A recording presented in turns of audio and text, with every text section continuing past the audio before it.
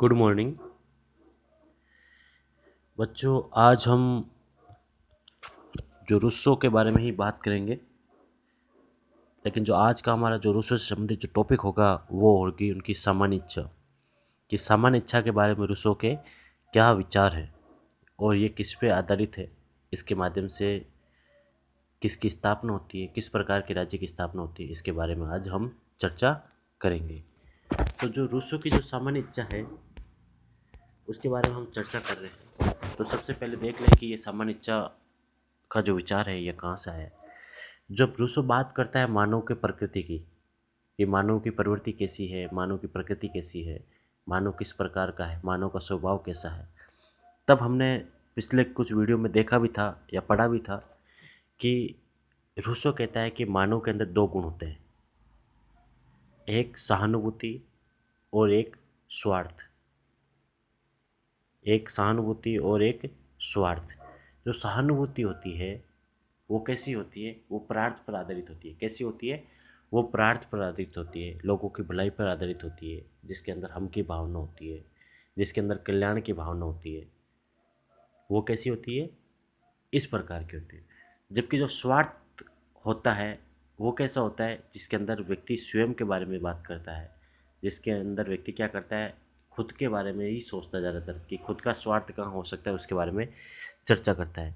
तो कहीं ना कहीं जो रूसो की सामान्य इच्छा है वो भी जो मानव की प्रकृति है, जो प्रवृत्ति है, उसके ऊपर ही आधारित है।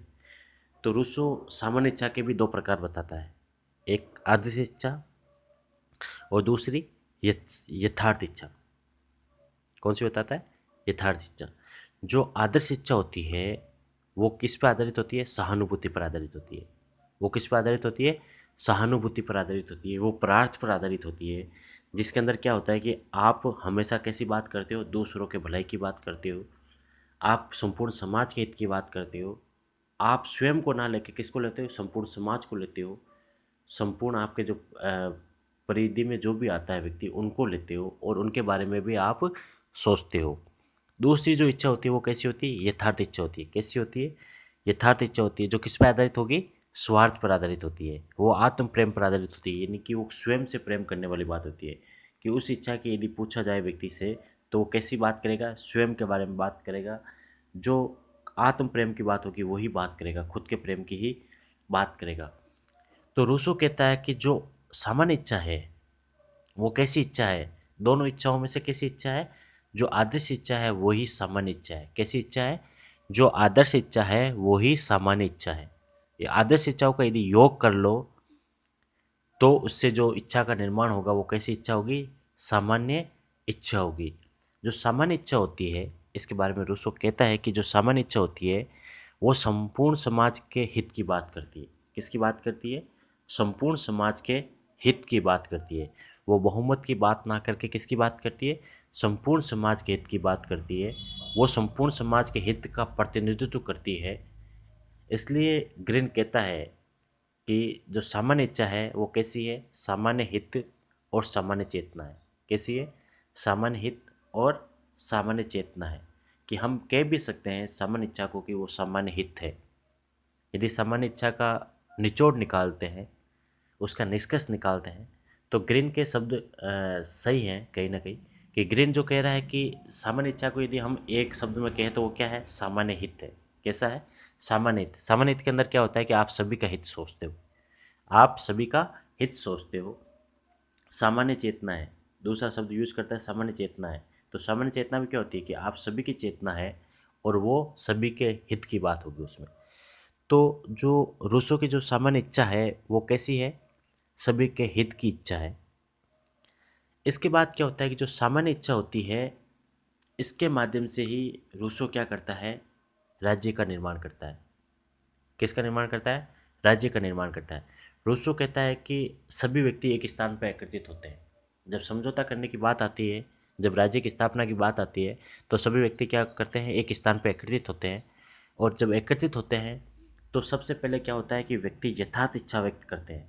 सभी से यदि एक एक से पूछा जाता है तो वो क्या करेगा, आत्म प्रेम की बात करेगा या स्वार्थ की बात करेगा। सबसे पहले क्या होता है कि व्यक्ति एक एक खड़ा होता है तो क्या करता है, वो यथार्थ इच्छा व्यक्त करता है कि मुझे ये चाहिए, मुझे ये चाहिए, लेकिन इसके ऊपर सहमति नहीं बन पाती क्योंकि इसके अंदर खींचातान होगी, क्योंकि सभी अपने अपने हित की बात करेंगे तो उससे राज्य की स्थापना नहीं हो सकती या उससे जो आपका समझौता है वो नहीं हो सकता। फिर सभी व्यक्ति क्या करते हैं, यथार्थ इच्छा का त्याग करते हैं और क्या करते हैं, आदर्श इच्छा व्यक्त करते हैं। कैसी इच्छा व्यक्त करते हैं, आदर्श इच्छा व्यक्त करते हैं। आदर्श इच्छा कहती है सहानुभूति पर आधारित है, और आदर्श इच्छा व्यक्त करते हैं, प्रकट करते हैं, तो आदर्श इच्छाओं पर क्या बनती है, सहमति बन जाती है, और सहमति के माध्यम से क्या होता है, समझौता कंप्लीट होता है और राज्य की स्थापना होती है। किसकी स्थापना होती है, राज्य की स्थापना होती है। अब जो रूसो की जो सामान्य इच्छा है इसकी कुछ विशेषताएं हैं। क्या क्या विशेषता है इसकी, प्रमुख विशेषता क्या क्या है कि ये राज्य का अनिवार्य अंग है, क्योंकि जो सामान्य इच्छा है रूसो की, वो सामान्य इच्छा के माध्यम से ही क्या करता है, लोकप्रिय संप्रभुता की स्थापना करता है। किसकी स्थापना करता है, सामान्य इच्छा के माध्यम से ही लोकप्रिय प्रभुसत्ता की स्थापना करता है। और लोकप्रिय प्रभुसत्ता की स्थापना करता है तो कहीं ना कहीं उसकी तुलना होप्स से भी होती है। तो कुछ तत्व तो होप्स से मिलते जुलते हैं, कुछ तत्व होप्स से बिल्कुल अलग हैं। तो इसलिए सी वाहन एक कथन कहता है, क्या कथन कहता है कि रूसो की सामान्य इच्छा होप्स का शीश कटा लेवाइथन है। रूसो की सामान्य इच्छा होप्स का शीश कटा लेवाइथन है। मतलब ये हुआ कि यदि हम सामान्य इच्छा और लेवाइथन की तुलना करें तो इन दोनों में कहीं भी समानता नहीं है। दोनों में जो समानता है जो दिखाई देती है वो क्या है, सतही है। कैसी है, बिल्कुल सतही है। यदि आप इनका डीप में अध्ययन करोगे, आप गहराई में जाकर अध्ययन करोगे, तब आपको लगेगा कि जो ये समानता है ये तो क्या है, सिर्फ सतही है, और ज़्यादा से ज़्यादा क्या है, दोनों में असमानता है। तो समानता के क्या क्या तत्व थे, सामान्य इच्छा की विशेषता में भी आएंगे वो, और वो लेवाइथन की विशेषता भी थी, इसलिए दोनों की तुलना भी हो जाएगी। जो समानता है वो क्या क्या है कि दोनों ही क्या मानते हैं, राज्य का अनिवार्य अंग मानते हैं। जो सामान्य इच्छा है वो भी अनिवार्य अंग मानती है, क्योंकि जब जब होप्स संप्रभुता की स्थापना करता है तो वो क्या करता है, संप्रभुता क्या मानता है, राज्य का अनिवार्य अंग मानता है। जबकि जो आपके रूसो भी सामान्य इच्छा के माध्यम से जो लोकप्रिय प्रभुसत्ता की स्थापना करता है, वो प्रभुसत्ता कैसी मानता है, राज्य का अनिवार्य अंग मानता है। दोनों ही प्रभुसत्ता को कैसी मानते हैं, सर्वोच्च और निरंकुश मानते हैं। कैसी मानते हैं, सर्वोच्च और निरंकुश, कि आप प्रभुसत्ता की उल्लंघन नहीं कर सकते, यही सबसे ऊपर है, आप इसको मानना पड़ेगा। दोनों की प्रभुसत्ता की और विशेषता है कि ये अदेय है, मतलब आप किसी को दे नहीं सकते हो।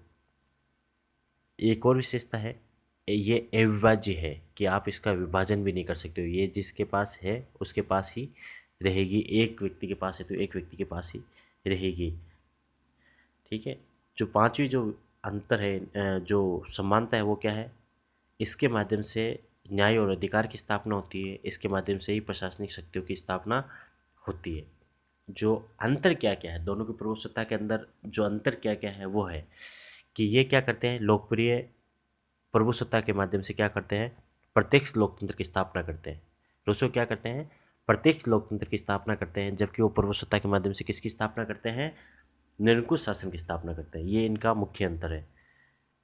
ये लोकप्रिय प्रभुसत्ता की बात करते हैं तो ये क्या करते हैं, प्रभुसत्ता को जनता में निहित करते हैं, जबकि होब्स क्या करता है, प्रभुसत्ता को किस में निहित करता है, एक व्यक्ति में निहित करता है। किस में करता है, एक व्यक्ति में निहित करता है।